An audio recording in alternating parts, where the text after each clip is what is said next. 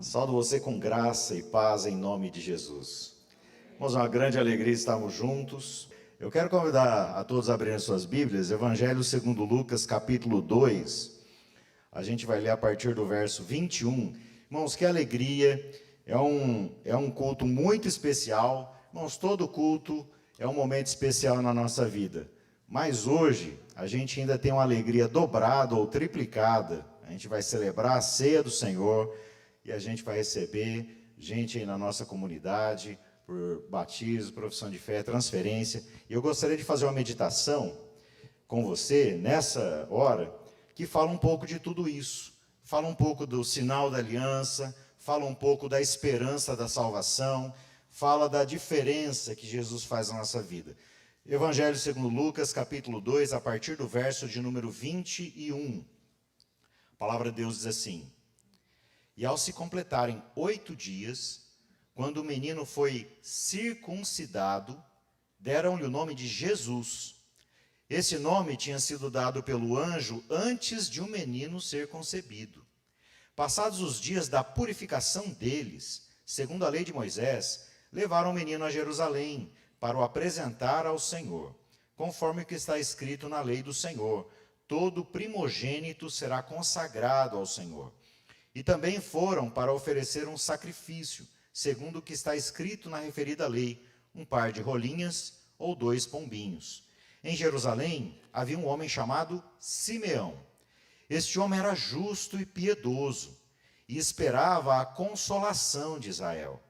E o Espírito Santo estava sobre ele. Ele tinha recebido uma revelação do Espírito Santo, de que não morreria antes de ver o Cristo do Senhor. Movido pelo Espírito, ele foi ao templo. Quando os pais trouxeram o menino Jesus para fazerem com ele o que a lei ordenava, Simeão tomou nos braços e louvou a Deus, dizendo: Agora, Senhor, podes despedir em paz o teu servo, segundo a tua palavra, porque os meus olhos já viram a tua salvação, a qual preparaste diante de todos os povos, luz para a revelação aos gentios e para a glória do teu povo de Israel. E o pai e a mãe do menino estavam admirados com o que se dizia a respeito dele. Simeão os abençoou e disse a Maria, mãe do menino: Eis que este menino está destinado tanto para a ruína, como para a elevação de muitos em Israel, e para ser alvo de contradição, para que se manifestem os pensamentos de muitos corações. Quanto a você, Maria, uma espada atravessará a sua alma. Senhor, obrigado pela tua palavra. Ilumina, abençoa na mente e no coração, que ela seja vida na nossa vida e que ela dê fruto para a tua glória, em nome de Jesus. Amém. Irmãos, esse texto ele traz 2 personagens principais, né? O que é sempre personagem principal, que é Jesus.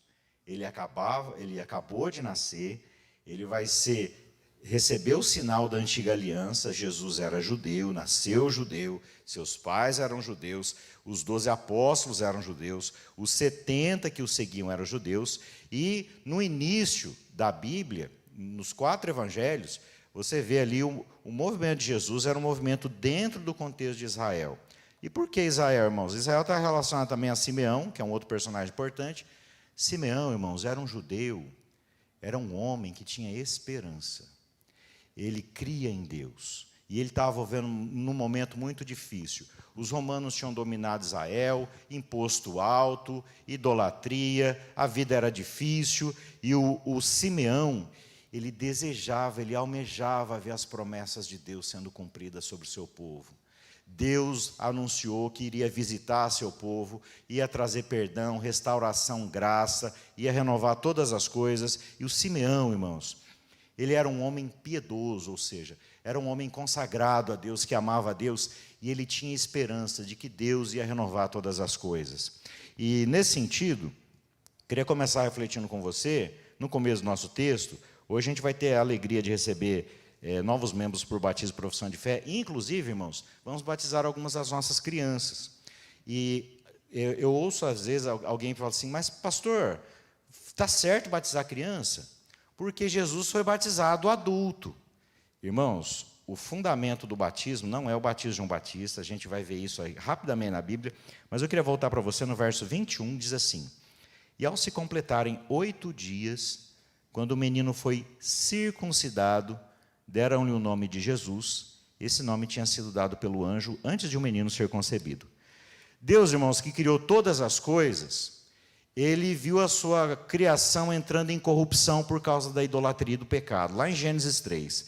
E por causa do mal e do pecado que entraram no mundo, Deus chamou um homem, Abraão, para que dele viesse uma grande nação para renovar e consertar toda essa história quebrada pelo mal e pelo pecado. Mas sabe qual é o problema, irmãos? Israel deveria ser solução, mas também fez parte do problema. Porque Israel fracassou de maneira miserável. Caiu em idolatria, não respeitou a lei do Senhor, e de geração em geração o Senhor enviou os seus profetas, o povo recusou a mensagem dos profetas, e toda essa história acabou de maneira calamitosa, resultando na destruição de Jerusalém, do templo e no exílio da Babilônia. A destruição de Jerusalém é um sinal também do juízo de Deus sobre um povo que de geração em geração andou com o coração duro, não ouviu a palavra de Deus. Mas Deus, quando fez a aliança com Israel, instituiu um sinal da aliança, que era a circuncisão. Eu gosto muito do texto de Jeremias 31 a 34, em que Deus diz o seguinte: vocês, ó Israel, quebraram a aliança que eu fiz com vocês. No entanto, eu vou fazer com vocês uma aliança nova e eterna. Nessa aliança nova, a lei não vai ser escrita em tábua de pedra, mas no coração, e os pecados de vocês serão perdoados. O Simeão era um homem que, assim como Jesus, desde pequenino, sua família andava no caminho do Senhor, e o que era comum numa família judaica? Os filhos recebiam um sinal da aliança aos 8 dias de vida, eles não tinham idade para tomar decisão. Da mesma maneira, irmãos, Jesus, repete comigo, Jesus recebeu o sinal da aliança aos 8 dias de vida. E antes de prosseguir, irmãos, eu quero convidar você a abrir sua Bíblia em Atos capítulo 19, só para explicar uma coisa muito importante. Tem muitas igrejas, irmãos, que afirmam que as crianças não devem ser batizadas porque Jesus foi batizado adulto. Mas eu queria dizer para você o seguinte, Atos capítulo 20, o batismo de João Batista não é cristão, tá? O batismo de João Batista é pré-cristão. Era um batismo para judeus se arrependerem, porque o Messias estava chegando. O batismo cristão não é o batismo de João Batista. O batismo cristão é o batismo que foi instituído e ordenado por Jesus. E se Jesus instituiu, ele não pode ter sido batizado no batismo que ele instituiu. E Atos 19 vai trazer uma questão fundamental para você entender tudo isso. Atos 20. Atos 20, verso 1. Perdão, irmãos, é Atos 19 mesmo.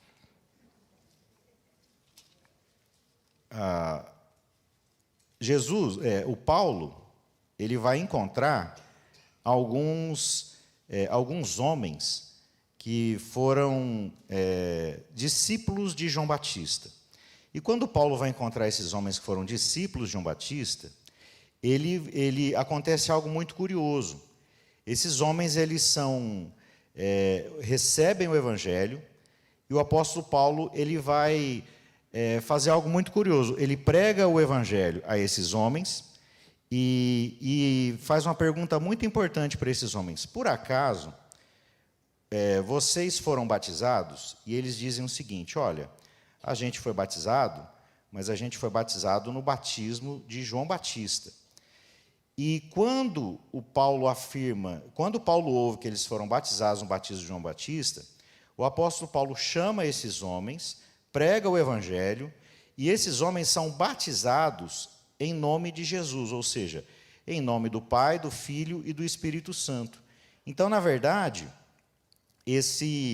o batismo de João Batista, ele era um batismo de preparação para a chegada do Messias, ele não estava conectado ao dom do Espírito Santo. Quando o João Batista vai falar, inclusive, de Jesus, ele vai falar, inclusive, que aquele que vem, que é Jesus, ele vos batizará com o Espírito Santo e com fogo. E o batismo de João, ele não vai conferir o dom do Espírito Santo.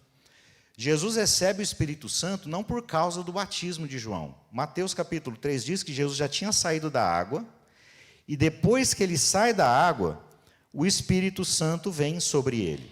Então o Espírito não vem sobre Jesus por causa do batismo de João. O Espírito vem sobre Jesus porque o Pai o estava comissionando como seu Messias, como seu servo sofredor, e é o Pai quem viu o Espírito Santo sobre Jesus. Então, o batismo dos discípulos de João Batista, que são batizados depois por Paulo, eles são uma evidência no Novo Testamento de que o batismo de João, ele é pré-cristão. E sendo pré-cristão, irmãos, ele não serve para nós que somos cristãos como fundamento do batismo. O fundamento do batismo, ele vai ser encontrado aqui com Jesus, quando ele, no capítulo 2 do Evangelho de Lucas, ele é circuncidado. Então, um ponto muito importante aí da questão do batismo é a seguinte, irmãos: Jesus, como um judeu que nasceu no contexto da antiga aliança, ele recebe o sinal da aliança aos 8 dias, e depois do batismo de João, era um batismo, na verdade, de preparação do povo de Israel para a chegada do Messias, no qual Jesus se identifica como pecador, que não era, mas ele assume a nossa condição de homens e mulheres que pecam. E na sequência, o texto de Atos, quando o apóstolo Paulo batiza os batizados por João Batista, ele quer deixar claro para a gente que, na verdade, o batismo de João Batista não é cristão. Não há nada de errado com o batismo de João Batista. Mas ele era anterior ao batismo cristão e à nova aliança. E Jesus, irmãos, após ser batizado por João Batista, o texto vai trazer algumas informações muito importantes sobre Jesus. Em primeiro lugar, ele é apresentado ao templo. Eu tenho alguns amigos, eu já acompanhei inclusive alguns membros da igreja que foram recebidos como membros da igreja, que vieram de igrejas em que não batizam as crianças, eles apresentam os filhos. E alguns querem apresentar o texto do verso 22 como justificativa para apresentar as crianças na igreja, irmãos. Mas há uma falha aqui, porque a apresentação das crianças ao Senhor, José e Maria levaram Jesus para Jerusalém. Por quê? Porque lá ficava o templo. A apresentação de crianças na Bíblia só serve para o filho mais velho, portanto, os demais filhos e as filhas não eram apresentados, só podia ser feito no templo de Jerusalém, e é um ritual da antiga aliança que o Novo Testamento não apresenta paralelo.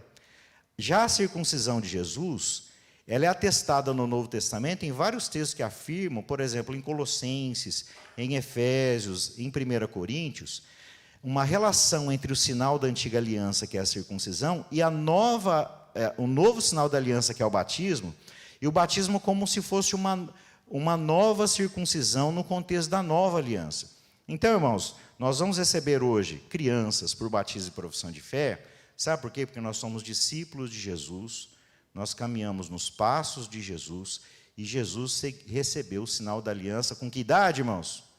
8 dias. Ele tinha idade para tomar a decisão? Não. Mas quando a criança é pequena, quem toma a decisão são os pais, de abençoá-la, consagrá-la a Deus, ensinar a palavra de Deus e ensinar no caminho do Senhor. Batismo não é ato mágico. Portanto, nós, os pais, devemos sempre lembrar o nosso dever e a nossa responsabilidade de não apenas batizar os nossos filhos, mas também consagrá-los a Deus e ensiná-los a palavra de Deus. Na sequência, irmãos, a gente vê aí um personagem, aliás, no último verso, no 24, no final, diz que José e Maria apresentaram um sacrifício segundo a lei, um par de rolinhas e 2 pombinhos. Sabe o que significa? Significa que José e Maria eram pobres, porque sacrifício de rolinhas e pombinhos era sacrifício de gente que não tinha dinheiro para oferecer uma ovelha ou um boi.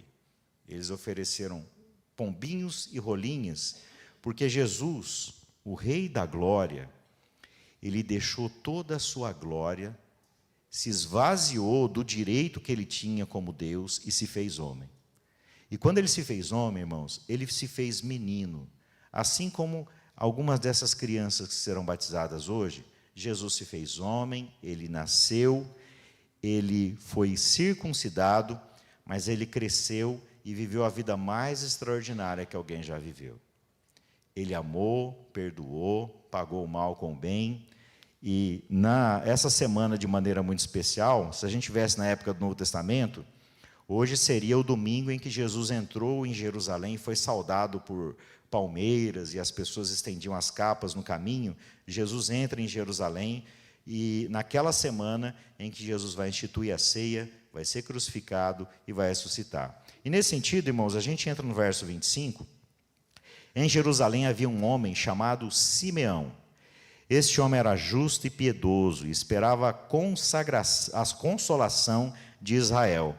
E o Espírito Santo estava sobre ele. Ele tinha recebido uma revelação do Espírito Santo de que não morreria antes de ver o Cristo do Senhor. Movido pelo Espírito, ele foi ao templo. Quando os pais trouxeram o menino Jesus para fazerem com ele o que a lei ordenava, Simeão tomou nos braços e louvou a Deus, dizendo: agora, Senhor, podes despedir em paz o teu servo, segundo a tua palavra, porque os meus olhos já viram a tua salvação, a qual preparaste diante de todos os povos, luz para a revelação aos gentios e para a glória do teu povo de Israel. Vamos, olha que coisa interessante.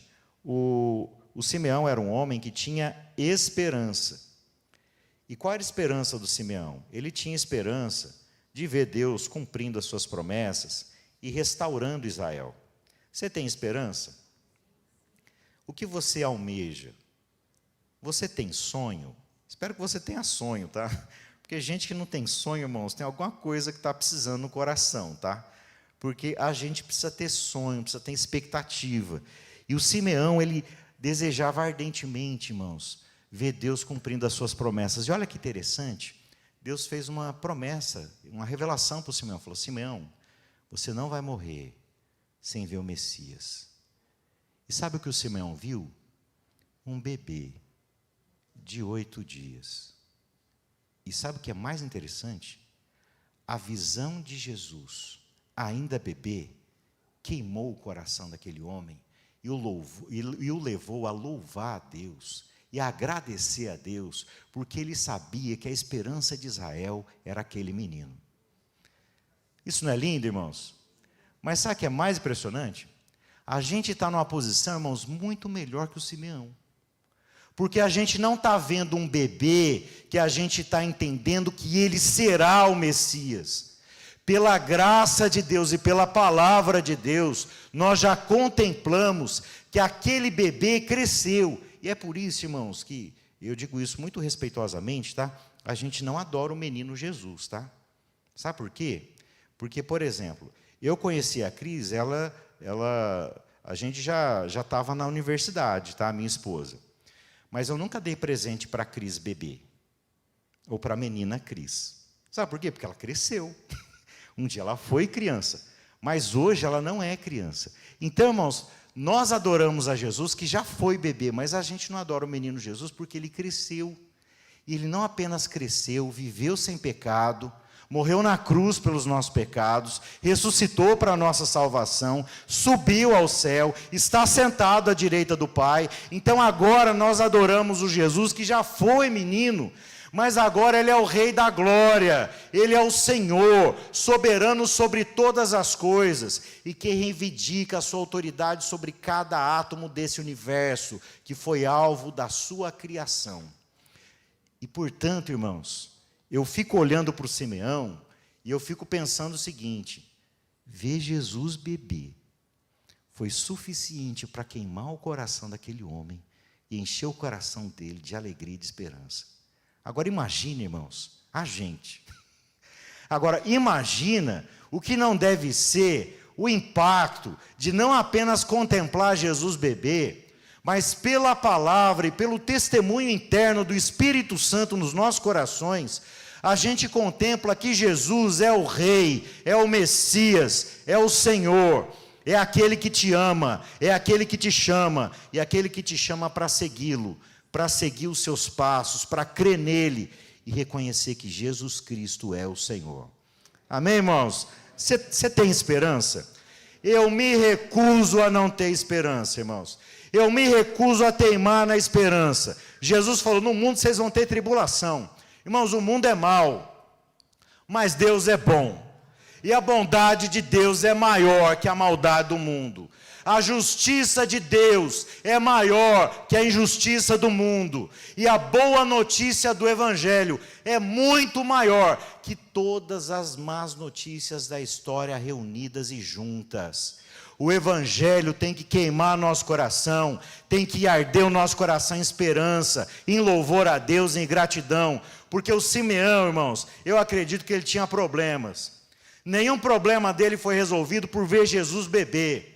Mas ver Jesus beber lhe deu perspectiva para entender que Deus cumpre a sua promessa e que quem vai dar a última palavra dele não são os problemas que ele está encarando. Quem vai dar a última resposta na tua Bíblia é o Deus amoroso, gracioso e poderoso, que nos visita na pessoa do seu Filho, que nos ama, nos aceita, perdoa os nossos pecados, que morreu na cruz pelos nossos pecados, mas agora, irmãos, Ele está aqui conosco.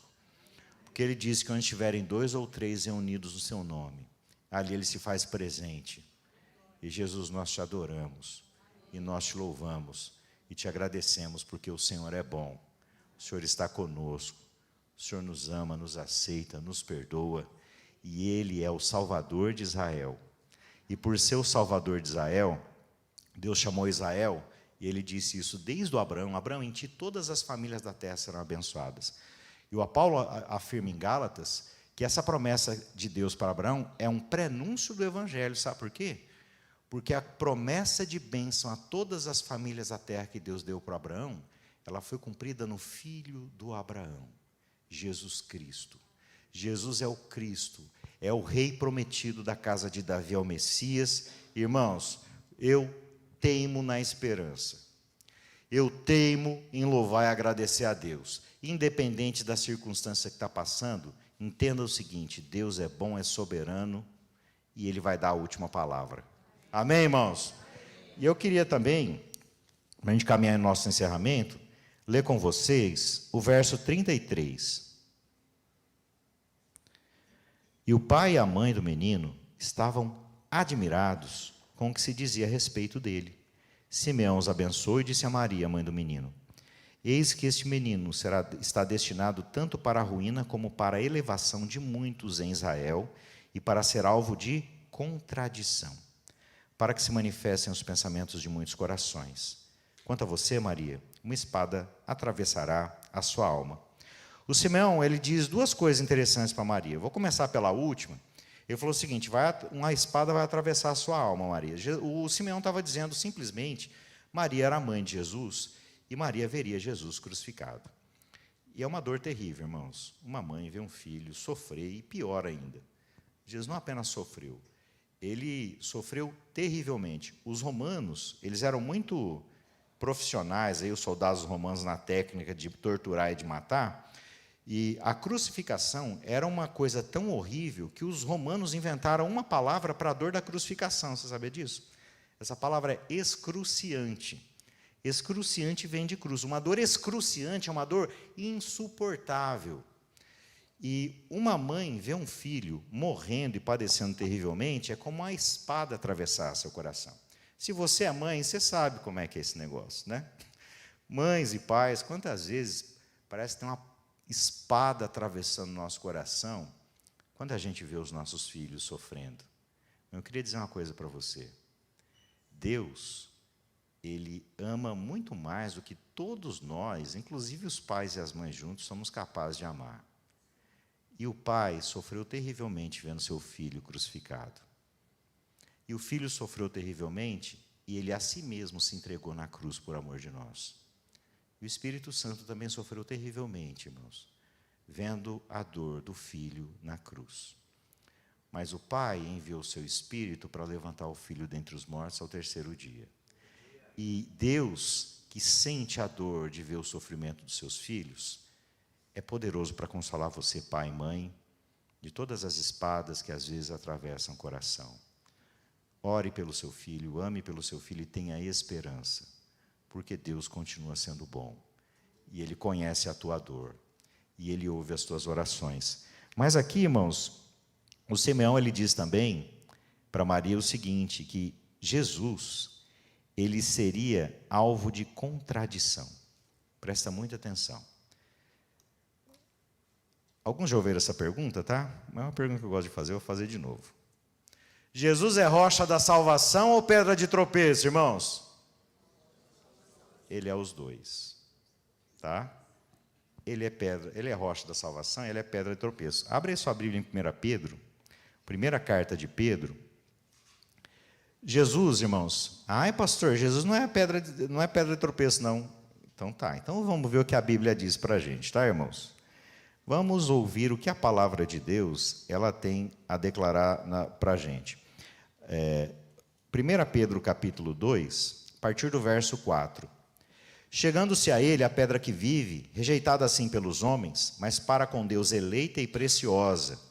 Também vocês, como pedras que vivem, são edificados casa espiritual para serem sacerdócio santo, a fim de oferecerem sacrifícios espirituais agradáveis a Deus por meio de Jesus Cristo. Por isso está na Escritura: eis que põe em Sião uma pedra angular, eleita e preciosa, e quem nela crer não será envergonhado. Portanto, para vocês, os que creem, essa pedra é preciosa, mas para os descrentes, a pedra que os construtores rejeitaram, essa veio a ser a pedra angular e pedra de tropeço e rocha de ofensa. São esses os que tropeçam na palavra, sendo desobedientes para o que também foram destinados. Presta muita atenção. Jesus veio apenas para salvar. Sabe por quê? Porque condenado já estava todo mundo. Porque a Bíblia diz que todos pecaram e carecem da glória de Deus. A Bíblia diz que você não precisa fazer nada para condenação. Mas Deus, na sua graça, Ele veio ao nosso encontro. Não para trazer juízo e condenação, porque isso aí, irmãos, a gente já tinha acesso. Jesus veio apenas para salvar. E, portanto, Jesus é a rocha da salvação, porque Ele é o único nome dado entre os homens pelo qual importa que sejamos salvos. Mas Jesus é pedra de tropeço. Sabe por que Jesus é pedra de tropeço? Jesus não fez nada, Ele não quer fazer você tropeçar, tá? Mas se Ele é a única resposta de Deus para a salvação, presta muita atenção. Se você o ama e crê nele, Ele é a rocha da tua salvação. Mas se você endurece o teu coração e se mantém rebelde contra Jesus, Ele vai ser pedra de tropeço, não porque Ele está fazendo mal para você, mas é pelo contrário. Quando você está andando e tropeça numa pedra, a pedra não fez mal para você, é você que tropeçou nela. Tá certo? A pedra não fala assim, hoje eu vou pegar ali aquele distraído, eu vou derrubar ele. A pedra está ali, irmãos, ela não fez absolutamente nada. A culpa é de quem tropeça, tá? E eu digo isso com conhecimento de causa, tá?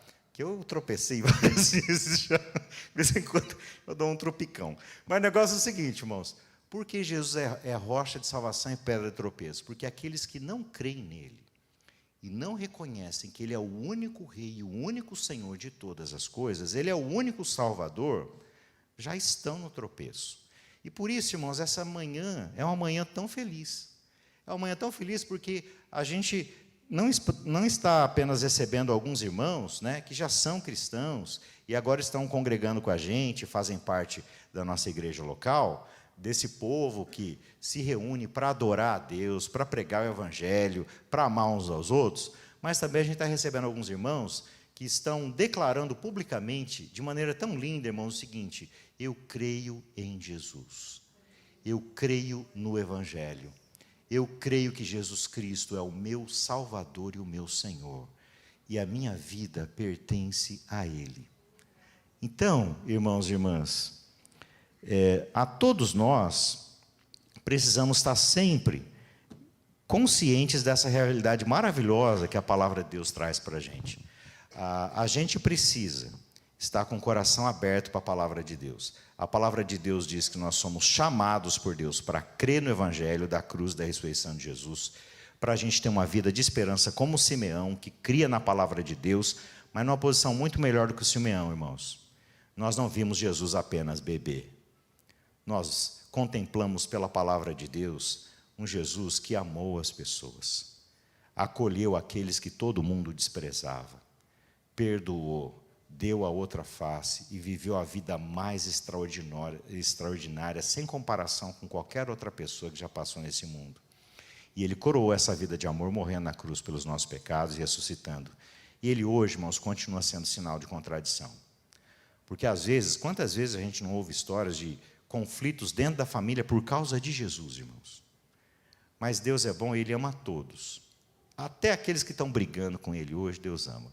Assim como Ele amou o Saulo de Tarso, né? Perseguiu a igreja e depois deu a vida para pregar a boa notícia do Evangelho, desse Jesus com o qual Ele se encontrou, que transformou a sua vida, que perdoou os seus pecados e o levou a uma vida cheia do poder e da graça de Deus, pregando o Evangelho com alegria. E o meu desejo, minha oração, irmãos, é que Deus nos abençoe, Deus abençoe a tua vida com essa palavra, e você tenha alegria, esperança e paz na sua vida. E eu queria orar com você nessa hora. Vamos orar? Senhor, muito obrigado pela tua palavra. Tua palavra, Senhor, que nos ensina que o Senhor veio ao nosso encontro, e o Senhor é tão bom, Senhor.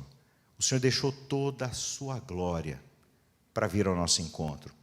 E o Senhor assumiu até a forma de um bebê frágil, que aos 8 dias foi circuncidado. Senhor, a gente não consegue compreender a grandeza, a largura, a profundidade do teu amor e da tua graça. E obrigado, Senhor, porque a tua vista já foi suficiente para encher o coração do Simeão de alegria, de louvor ao Senhor. E hoje, Senhor, nós temos um privilégio muito maior. Nós não apenas contemplamos que o Senhor nasceu e recebeu o sinal da aliança aos 8 dias, mas o Senhor cresceu, o Senhor amou, perdoou, fez grandes milagres, nos quais o Pai testemunhou que Tu és o Messias, o Salvador. E o Senhor coroou uma vida tão extraordinária e maravilhosa, morrendo na cruz, Senhor, pelos nossos pecados. Muito obrigado, Senhor. Obrigado por um amor tão grande, que Te levou a viver por nós, Te levou a morrer por nós, e também Te levou a ressuscitar para a nossa salvação. Muito obrigado, Senhor, porque a ressurreição é algo que ninguém podia ter feito por nós. Às vezes nós ouvimos histórias de uma pessoa que entrega a própria vida para salvar a outra. O Senhor não apenas fez isso de uma maneira muito maior, trazendo perdão para os nossos pecados, mas o Senhor é o único que foi capaz de ressuscitar para nos salvar. E agora o Senhor está vivo, nós Te amamos, nós Te adoramos, nós Te louvamos. E junto com esses nossos queridos que hoje vão professar publicamente a sua fé no Senhor, nós declaramos que Tu és o Senhor e o Salvador da nossa vida. Tu és o Rei do universo, o Senhor da igreja, o Senhor da minha vida, o Senhor da vida dessa comunidade, da Tua igreja espalhada pela face da terra. Por isso, Jesus, toda a honra, toda a glória e todo o louvor sejam dados a Ti. Obrigado pela Tua graça, obrigado pela Tua salvação e obrigado, Senhor, porque o Senhor continua despertando em nós alegria, entusiasmo, gratidão, louvor e esperança. A Ti, Jesus, a nossa gratidão e o nosso louvor. Oramos a Ti, ó Deus, em nome de Jesus. Amém. Que Deus te abençoe em nome de Jesus. Recebam a bênção, queridos. O grande e maravilhoso amor de Deus, a graça do nosso Senhor e Salvador Jesus Cristo, o consolo, o ensino, a unção do Espírito Santo esteja sobre a sua vida, sobre a sua casa e sobre todo o povo de Deus espalhado pela face da terra, hoje e para todos sempre. Amém.